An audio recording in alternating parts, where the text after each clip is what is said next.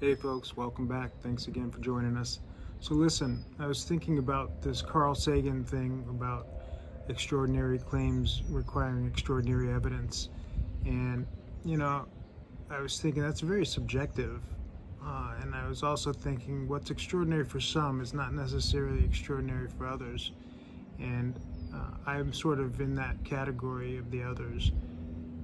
And I thought I would share some of my life experiences with you all that have been caught on camera fairly recently, uh, over the last 10 15 years or something. uh, I've been experiencing high strangeness my entire life. It's just more recently that some of them have been caught on camera, but probably like 90% of my experiences are not on camera, obviously. But I have a few, and so I thought I'd share them with you, because for me and people like me who have these different life experiences, uh, you know, extraordinary is very relative. So check these out, see what you think, and we'll chat a little bit after. All right, thanks. So this is something that I captured by mistake through the sunroof of my car when I was taking a picture of a post-surgical elbow. A buddy of mine asked me for a picture to see the healing process, and took the picture, sent it to him, and he asked me about what was caught up there. I blurred out the surgical incision because it was gross, but most importantly, look at the date. July of 2015. This is almost 9 years ago. And I had this thing on film by mistake, but I got it, right? And so who knows what it is, but as of 9 years ago, I'm documenting things on camera, even if it is by mistake. Uh, yeah, and I used to say, like, well, nature doesn't make right angles and things like that. Since then, I've come off of that because I've seen so much now that I realize I just don't know anything. I don't know what Mother Nature does. I don't even know what Mother Nature is, really. So who knows what this thing was? But the point is, almost 10 years ago, this thing and others like it were being captured. And that was 2015, right? So then, fast forward to the year after that, 2016, I captured these 6 orbs and this thing flying by it at the park with my daughter. This is slowed significantly just so you can see it, but it's one of these things that is just going super, super fast in addition to the 6. Then fast forward to 2021, and my wife and I go up to a spot we enjoy in Lake Arrowhead in Southern California. And we went there, and I told her when we went, we're going to see something. And lo and behold, we're on the balcony, and for about 15 minutes, I'm staring at this thing, and it's not moving, but it seems super bright. And then I point it out to her, and we look at it together, start filming, and all of a sudden it starts moving. And we didn't record all of it. We recorded parts, and it was interesting because it was seemed like it was searching for something. It was just over the lake, dead quiet. But at a certain point, we just stopped the camera and just started taking in the experience and just appreciating it and, leaning into the entire thing. I'm a little jealous because I happened to look down and she saw it leave. I didn't, and what she said is that it shot straight up in the air at a speed that she couldn't even understand. Yeah, and that was back in 2021. What's really cool about this, though, is that it was changing shape and color throughout. And in a minute, we're going to show you what that looked like. You see it moving from right to left here through the trees a bit. And those other light sources are houses on the other side of the lake, up in Arrowhead. And if you've been up there, you know that there's next to no light pollution. So, we could visualize this quite well. But when it was morphing and changing color, it was just very dynamic. And the the fact that it was absolutely silent, it was almost eerie, but it was definitely a positive. Yeah, and so this is zoomed in a bit, and when you're in the midst of an experience, it seems to me that if you're lucky enough to also record or capture it, invariably the recording doesn't do it justice, and that was the case here. So I mean, it's still really fascinating and neat to see, and it pairs with how people report these things, changing shape and changing color. But seeing it and observing it with the naked eye and seeing it happen is just, it's so difficult to put into words how dynamic an experience it was. And at the end of this presentation, you're going to see something very similar. But yeah, this was Lake Arrowhead in 2021.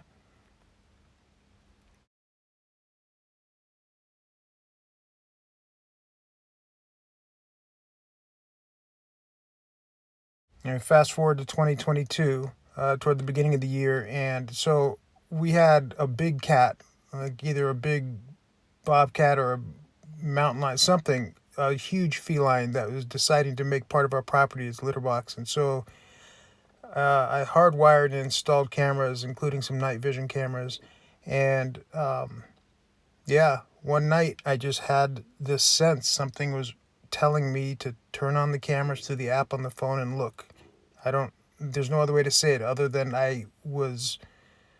something told me to do that. And so I did, and this is what was dancing around in the camera.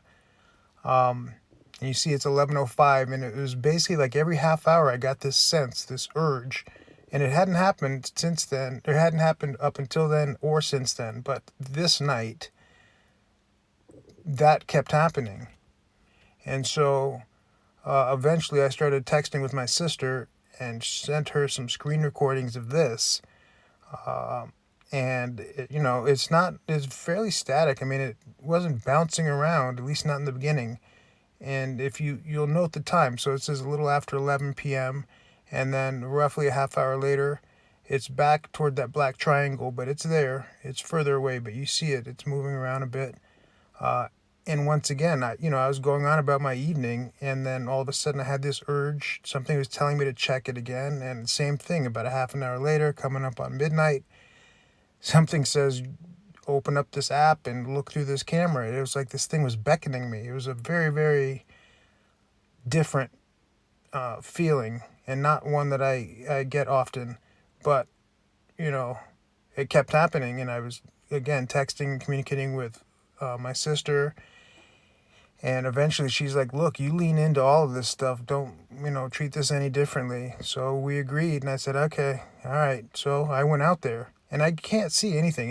Remember, this is night vision. And I have my phone there, and you can see the screen.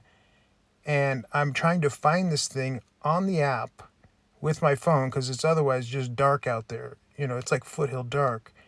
And yeah, we zoom in a bit, and you can see what happens here basically is this thing's sort of like, fluttering around me. And I'm trying to find it in the camera, and then I see it, and then I tried to walk away from it to see if it would follow me or to see what would happen. And, it didn't, but it did. It sort of just fluttered away at that point.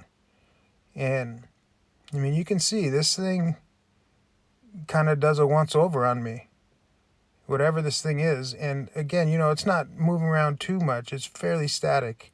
But once it's done with me, and this was what I found to be the most interesting. Again, remember, I can't see anything. This is only showing up because it's night vision. But once I leave and then it flutters off, then it just absolutely animates. I mean, all of a sudden it's, popping up and down and zipping around the lights, and it just, the energy of this thing changed. And I will also say, and speaking of the energy, when I was out there, I felt something moving around me. I couldn't see it, but I could feel it. I'll just leave that at that. Okay, so like we said, that was January of 2022. Nothing like that has happened since. Then fast forward to the summer of 2022, and this might look like dusk or dawn or something, but it's not. It's after 12:30 at night, and I'm sleeping, and then I'm not sleeping, and something tells me to go out and look through the window. And so I look through the window, and all of a sudden, it's like somebody is spot welding, like a giant is spot welding in the mountains. And the sound is off, so I can explain this. But then in a second, I'm going to turn the sound on so you can hear it. No thunder, no lightning, no rain, just my AC unit. Check this out.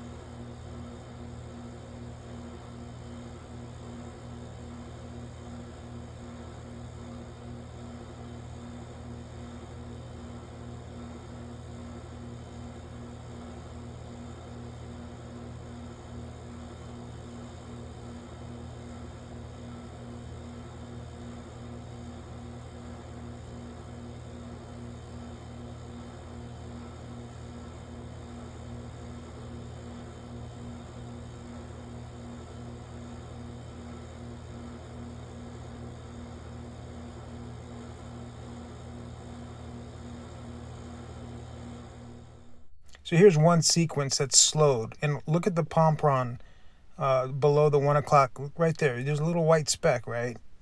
And this, again, this is one sequence just slowed. And we'll look at it one more time so you can see it again. And we'll zoom in on it.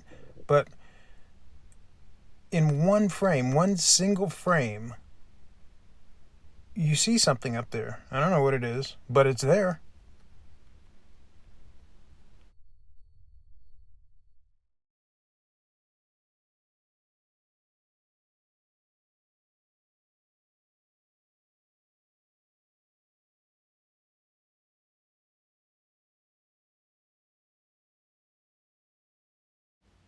I mean, I don't know what that is, but it's in one frame, and who knows if it has to do with the experience at all. But again, I was asleep, and then something wakes me up and tells me in 2022, go look outside, and that's what I find. Now we fast forward to 2023, last summer. This is Joshua Tree, and in case you can't tell from the setup in the backyard here, that is designed for sky gazing, and that's what we did. My wife and I were out there, and like Arrowhead, we went there with the intention to see something, and we did.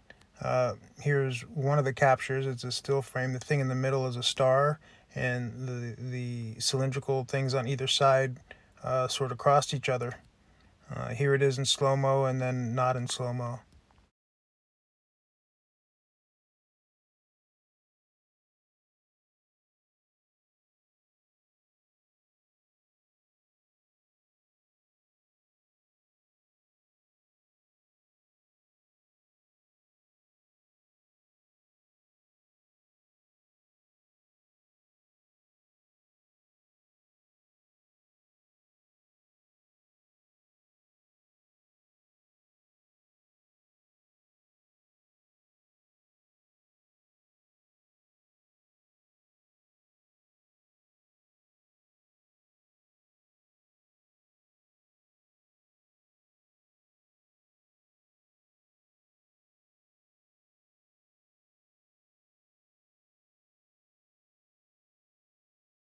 So toward the end of the Arrowhead footage earlier in this presentation, I said we're going to see something similar, and this is that. This is a screenshot from it.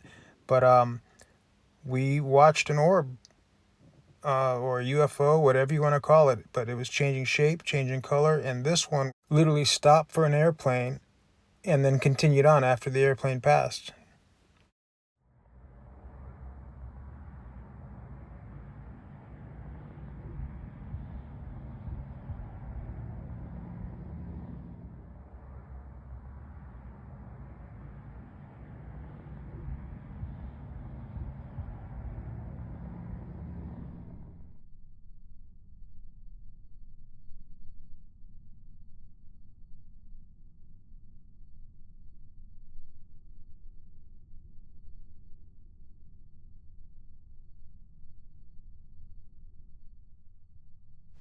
And here's a close-up, and it's slowed. But again, like I said earlier, as good as our technology is, it just doesn't do justice to the experience. And we watch this thing go through this spectrum of colors and shapes, and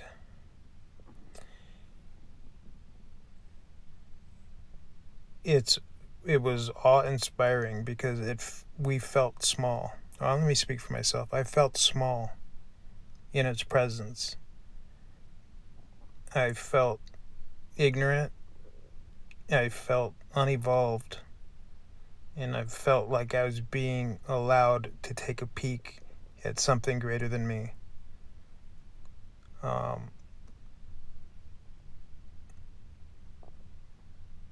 Yeah.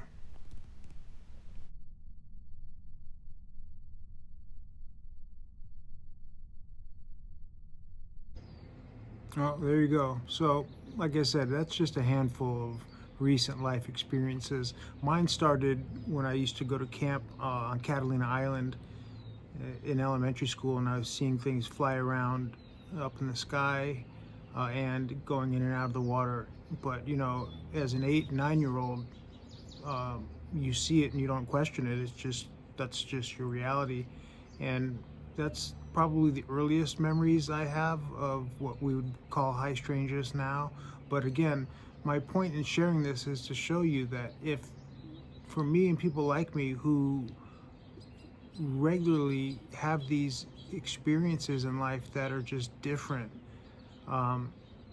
seeing a knot cloud or one of these pencils, or seeing, orbs circling airplanes, it's not all that extraordinary and it's not all that different. And if the other thing is, if you have a life where you're experiencing things like what I've shared with you today constantly, then it's not too hard to have an open mind to see that there's a lot of strange things that go on in this world. So anyway, hope you enjoyed it. I know this is a little different, but let me know what you think. Feel free to comment. Take care. See you on the next one.